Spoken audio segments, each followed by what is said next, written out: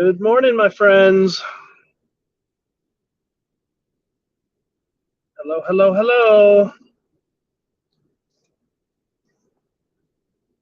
Let's wait until some people join us. I'm on a very long drive right now, so.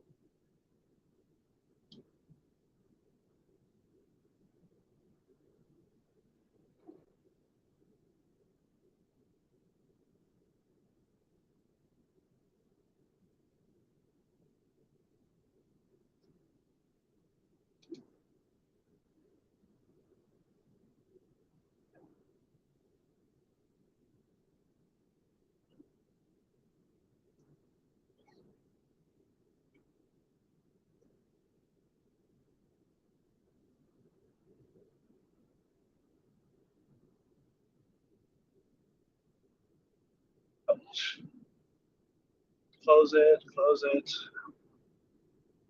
There we go. Hope everyone's having a good day so far. Currently driving to Fresno as we speak. Man, it's already hot. What is it, like 10 o'clock in the morning? It's already 75 degrees. Man, oh man. All right, well, we'll give it just another minute or so before I start into the tale of this band. LOL. LOL. Whatever. Being a big goof. So I am on Restream, so I'm not sure if it's going to give me an accurate count on who's watching or listening. We've got a couple people tuning in. Hello there. Getting into the story here in just a moment. So stick around. I have a very long drive ahead of me. I'm driving to Fresno, so I got about 2 hours, 15 minutes. So I figured I'd spend a little time kind of explaining why I left Suburban Paranoia. So some people were shocked. Some people were not shocked. And I'll just state this. Anything that I'll say on this live today is not going to be anything shocking to my previous band members. And what that means is a lot of this stuff that I'm going to say has been stuff that I've said to them personally over and over and over again that I haven't really made public per se. So I guess I'll just kind of get with it. And if you guys have questions or want to make comments or anything, please drop a comment. I will see it, hopefully. Hopefully Restream does its job and, shows me the comment. That would be nice. Okay, so just kind of jumping in. Hello there. Hello there. I see some of you joining you. I know it's not the most flattering angle. I apologize. I am driving, so I'm not going to be staring at the camera and all that good stuff. What? Oh, okay. And all that good stuff. But okay, so when I joined Suburban Paranoia almost 8 years ago, I had just come off of being in another band that kind of shit the bed or took a shit, and I was looking for something, and I've always been I don't know the word for it. I've always had the mentality that when I'm gonna join a band, it's always gonna be because I want it to progress. I want it to do something. Is that how much wood would a woodchuck chuck if a woodchuck could chuck wood? Well, that really depends on how much wood is being chucked and if the woodchuck can chuck the wood, Mr. Donovan. Yes. Anywho, I was saying, when I joined the band, I always had the goal that if I'm going to waste my time in a band, I'm going to try to do it as right as I can. And I'm going to put as much effort and all that good stuff into it as possible. Um, I did that with Giving the Devil His Due. I did that. Giving the Devil's Due was basically like a two-man project. I programmed beats, and it went up from there. Became a real band. Played with nationals. Did all that good stuff. And even when I was 14 years old, in a horror punk band called Bloodstool, yes, that was a band. Um,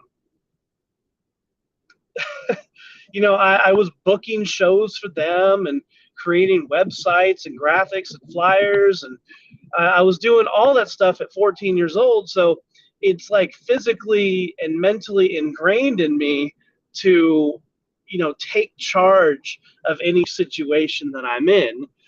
That's why I'm the boss, because I get shit done. But Suburban Paranoia is the band that I have been physically in the longest. And at first it was fine. Like it had its rough patches, but when I joined the band, I saw a band that had exponential potential to do awesome things. I saw a lot of talented players. I saw a metal band that needed a little bit more of a grit and an aggressive side. Hello, everybody. Um, Thank you, Tommy. Thank you, Mario, Tommy. Um, it was a good run. It's time to move forward. Party doesn't stop. You're absolutely right, and I'll get into that. Like, I don't think I'm going to spend a ton of time. I know I'm just kind of filibustering right now and just talking about all sorts of different things, and everyone wants to just kind of know the like what happened, why, or just my explanation of it. That's why some of you are tuning in.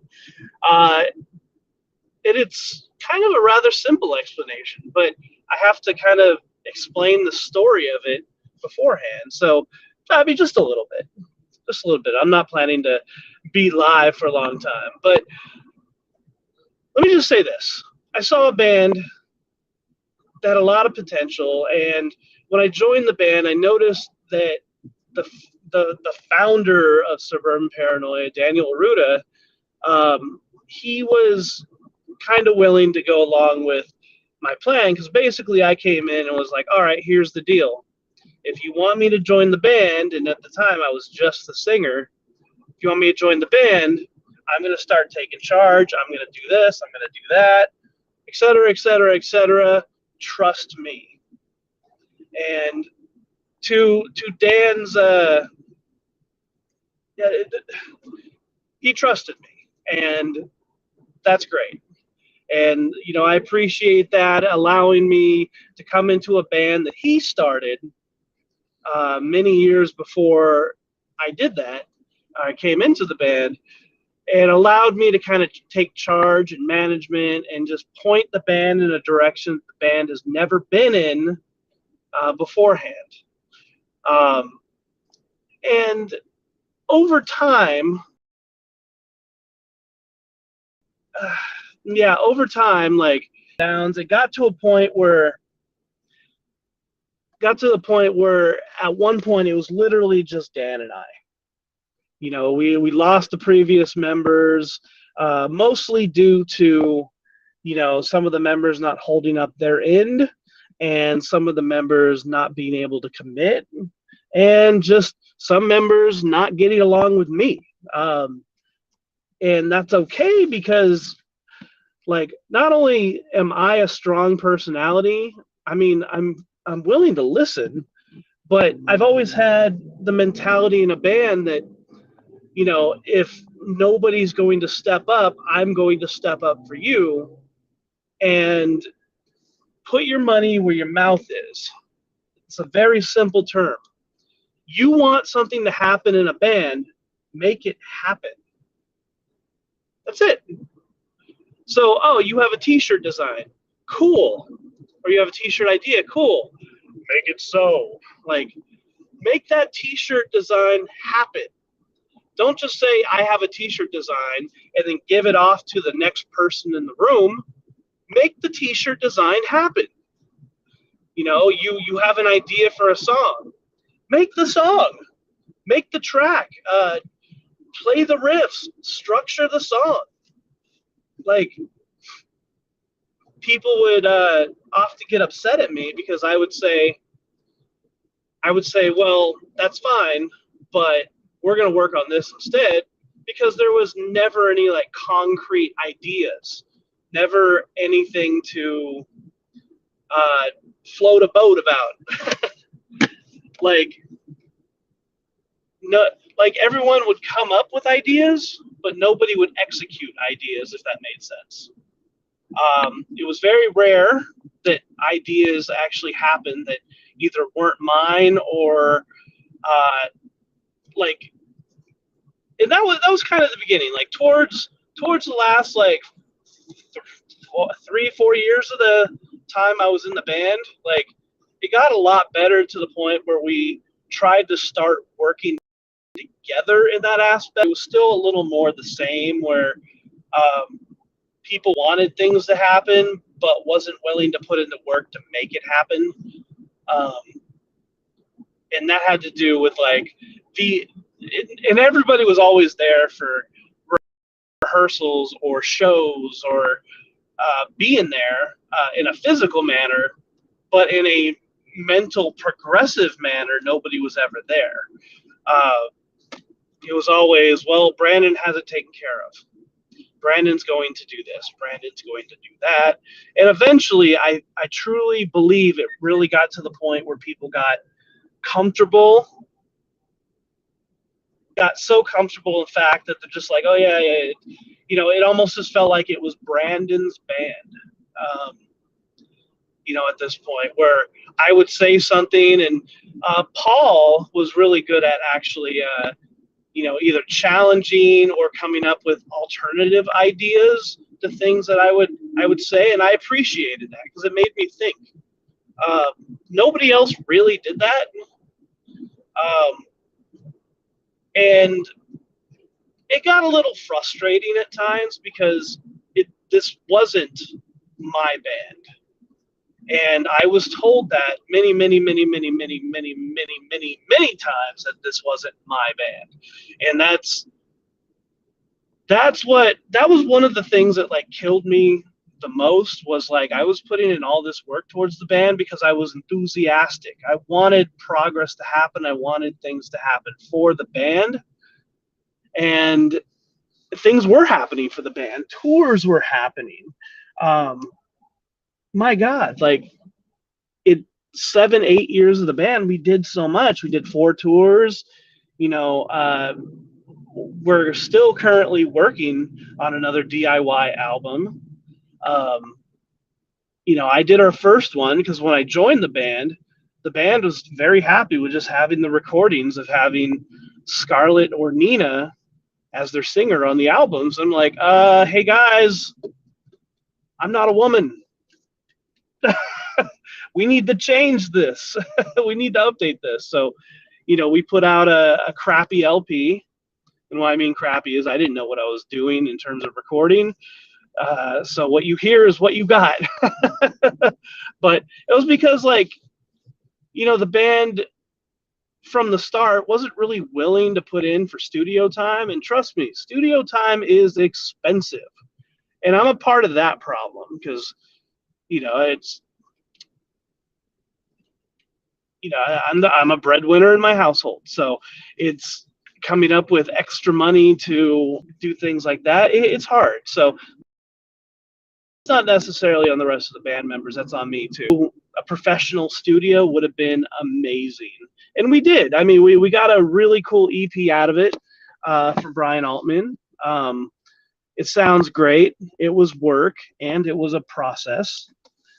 And I can bring up a million and million and million one problems, but the thing is, ultimately, it got to the point where I was asking for help. I was asking for help in the band. I was trying to delegate duties, and nothing would ever get done. Nothing would ever happen. And that killed me on the inside because I personally have a lot of things going on. Um, you know, throughout my tenure in the band, I went through college. I got my bachelor's degree doing this, or going through and doing this. I have a bachelor's degree in psychology, um, and I also started a master's degree in uh, being an education specialist in mod severe special education. Um, all while working full time, running a podcast, and being a dad. So actually, I'm screaming at people, help me progress this band, help me do something with this band. And it got to the point where I was assigning jobs to people. Like, okay, so I need social media, post every now and then, every few days, just to keep content going. Let's come up with ideas for YouTube videos. Let's do this, let's do that. Okay, you need to book local shows. I'll take care of these shows. You take care of those shows, et cetera, et cetera, et cetera. Trying to make it a team. And I know there's plenty of bands out there who operate under one person. I know that. But I was trying to transition us into working as a team other than the one person because I truly couldn't handle it anymore. And I was literally asking for help at every end, and the band members would tell me, oh well, my life is busy, I work 10 hours a day, I work 12 hours a day, I have a kid too, and I have this going on and that going on. And that's fine, I understand, life happens. But when you're in a band and the band is trying to be a serious band, there's things that you have to take in consideration. And yes, there are sacrifices. I have sacrificed seven plus years of my life and all the extra time into this band.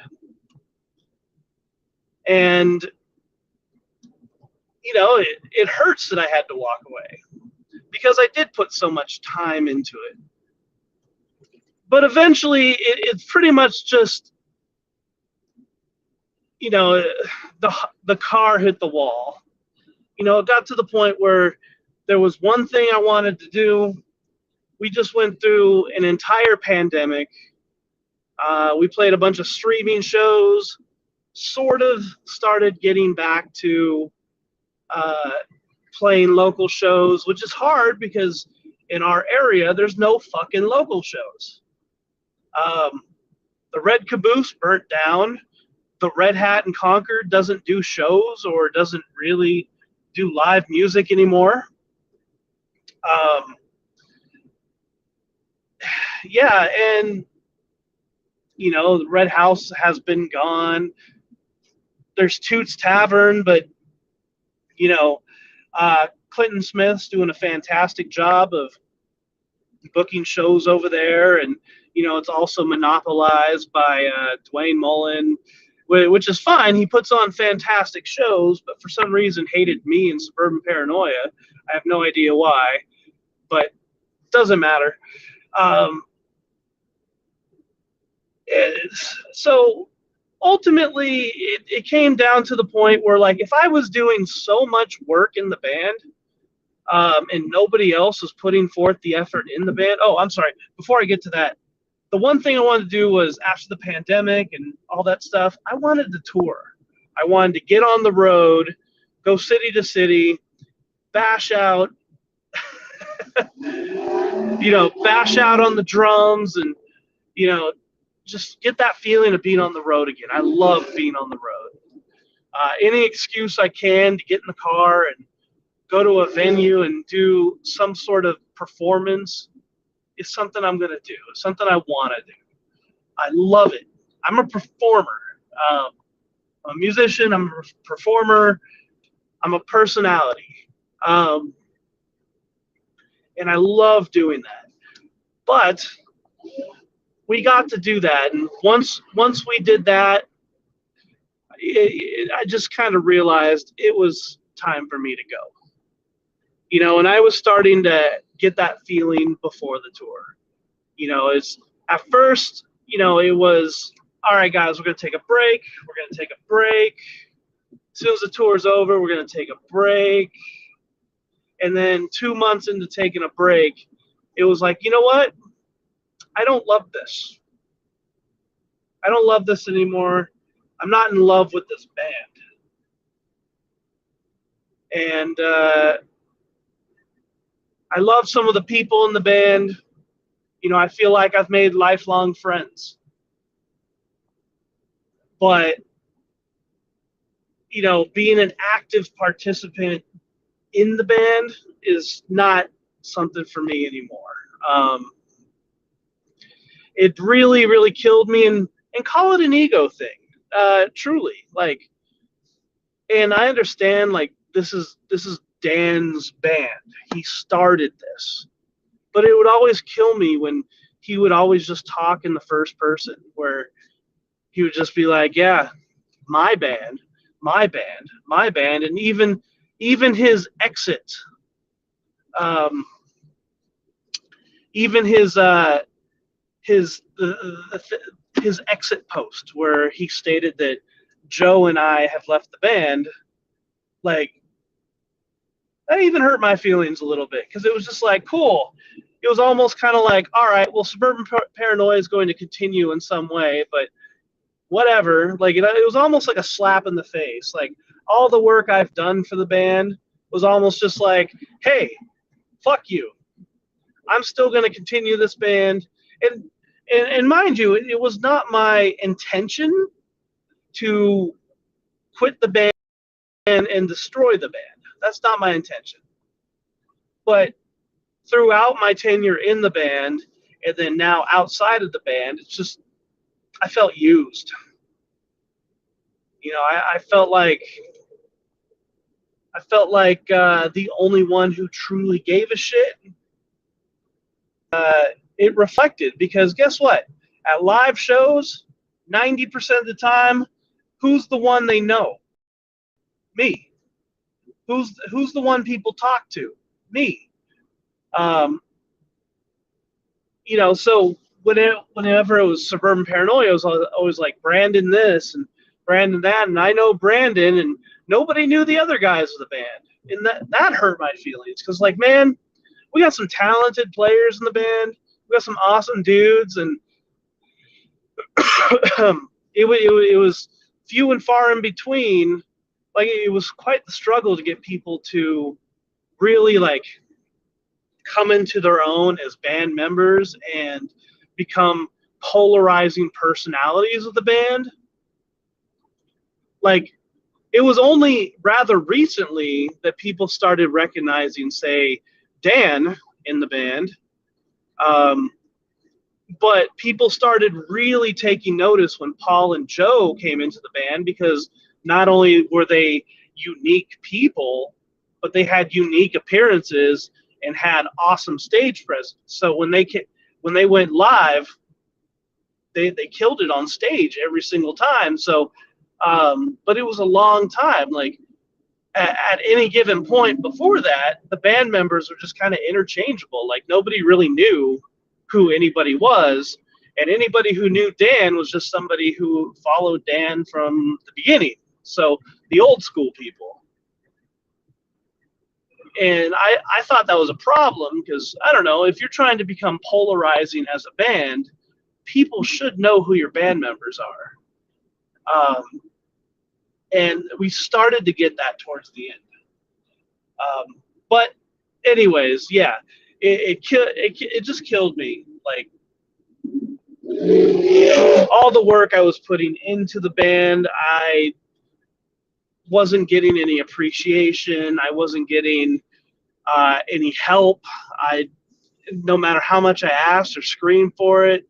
And I'm not gonna lie, towards the last couple years, I wasn't very nice. I wasn't very nice to people. And I apologize because I was projecting. I was projecting a lot. I was projecting a lot because I felt like I was in the middle of the desert screaming for help and nobody was coming to help. And the reason I quit the band is, well, if I'm doing this all by myself, I might as well continue by myself and just invest in myself. And you know what? It's working. It's working already. Currently, unless something changes, I have already signed on to another band as a hired gun. So I will be getting paid playing music. And I'm going to continue on forthright doing that for a while. I'm getting bookings in pro wrestling. My entire October is absolutely slammed and packed of pro wrestling bookings, whether it's filming or being a talent or personality. So I felt like I've been missing something this whole time. And that thing that I was missing was myself. I was missing investing in who I am and what my talent is. Again, I do have to say thank you to Dan, to Joe, to Paul, to Kevin, to Scotty, to Juan. Thank you for dealing with me in those 7-8 years. I'm sorry for any discrepancies, any struggles that we may have had. And yeah, like, I had good times, there were bad times, and there was drama. But I don't regret any of it, but I wish I created boundaries from the beginning. And you know what? That was on me. Basically, I should have said, we're going to do this, and we're going to work together. I should have been a teacher, and I've tried the last couple years. I've offered, and people in their busy lives, they did not have the patience or the time to learn or want to learn, and that was a shame. So, that is the Cliff Notes version. What is that? 30 minutes? The Cliff Notes version of why I left Suburban Paranoia. So, but in the meantime, I will say, if Suburban Paranoia does decide to keep going, and again, like, just to reiterate, me quitting wasn't meant to destroy a band, but it does hurt my feelings that, and I don't mean it does hurt my feelings. I feel a little irked that, 7-8 years in the band didn't necessarily mean that much to, the founding member of the band. And that's me projecting. Basically how his post read out is he basically kind of copied my post and put his own information in there. And I felt used, especially when I was asking for help for years and wouldn't get any help of the sort. And if you don't have time to help your own band and put forth the effort to progress your own band, well, maybe that band should stop. And I know I said it wasn't my intention to destroy the band. and it still isn't. But if I was the only one putting in effort and time to progress the band when nobody else in the band was, and I'm talking about the extracurricular stuff. I'm not talking about making music and showing up to practice and playing shows. I'm talking about updating social media. I'm talking about creating content. I'm talking about updating websites. I'm talking about t-shirt designs. I'm talking about executing ideas. I'm talking about upgrading the stage show. Um, you know, investing in the band. And a lot of that didn't happen. It's easy for people to say, well, I bought a new amp for the band. Yeah, that's fine. But that's kind of a prerequisite to being in the band. As a drummer, it's like, okay, I'm not going to buy cymbals for the band because I don't feel like investing. It's like, no, I'm a drummer. I have to buy cymbals in order to continue being in the band.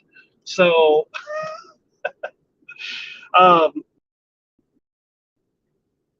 yeah, man. So, long, short version of the story. But yeah, at this point, I'm just kind of rambling. Any questions? Any comments? Any concerns? Like I said, I still have about an hour and a half left of my drive. I'm off to Fresno currently. I'm doing commentary and announcing for Blacklist Pro Wrestling. And man, I'll tell you what, pro wrestling's a lot of fun. I've been participating in pro wrestling for the last, I think at this point it's been a year and a half, somewhere around there. And I'm so glad Dave Lunchbox Ussery and the rest of the CWA and Blacklist crew brought me into pro wrestling because it's awesome. I was fortunate enough to meet awesome people. People treat me with this respect. People treat me with respect. I don't feel used. I feel like I am wanted there. And it's a whole new rewarding and gravitating feeling that I truly haven't felt in years. I said on my own personal Facebook post, am I done with music? And, I kind of answered that earlier. Like, no, I'm not done with music. I have things coming out. I have things that are being revamped, things that are being reworked, things that are being brought back to public. Am I giving the devil's due again? Kind of. But giving the devil's due is still going to be giving the devil his due, but it's not going to be giving the devil his due anymore. It's going to be me, and that is BlackR. BlackR. More of a darker, more aggressive turn to my own personality, and that's what I'm going to be working on. I am currently in process to becoming a hired gun for a band. I will be playing drums in a band, and that will be announced soon, as well as pro wrestling bookings. I am also working on finishing school, so my my plate is always full. I don't know how to not do something, and I think that has to do with my diagnosed ADHD. I don't know how not to do something, and that's kind of one of my downfalls. I don't know how to not stop. I'm not ever content with the go to work and come home, or go to work, do school, and come home. It's not something I'm used to. It's not something I'm mentally into. I'm a very hyper person usually, so yeah. But anyways, ladies and gentlemen, those of you who watched the whole time, thank you for watching. If you want to know the rest of the information, please let this process and go view it again. Again, I mean no disrespect to the prior members of Suburban Paranoia. There were problems, there were issues. No band is perfect. But in the end, it was time for me to move on. So I wish them all the luck in the world. And at some point, one day, we'll finish the album we were working on. But that's all on my dance card for me, because I'm the one producing and recording it. Power is in my hands, and if I choose one day to just not progress with it, I might do that. But for now, the plan is to finish the album. When we finish the album, I will not be returning to Suburban Paranoia. It's just a notch in the belt, just something to add to the Spotify, something to add to the online, and call it a day. So whatever Dan decides to do afterwards, that's his business, because it is obviously his band. So sour grapes, maybe, but at the end of the day, I got to do what I got to do for myself, and I wish the rest of them good luck. So have a great day, everybody, and if you're in the Fresno Central Valley area, come on out to Blacklist Pro Wrestling at Strummers. Show starts at 4:30. See you there.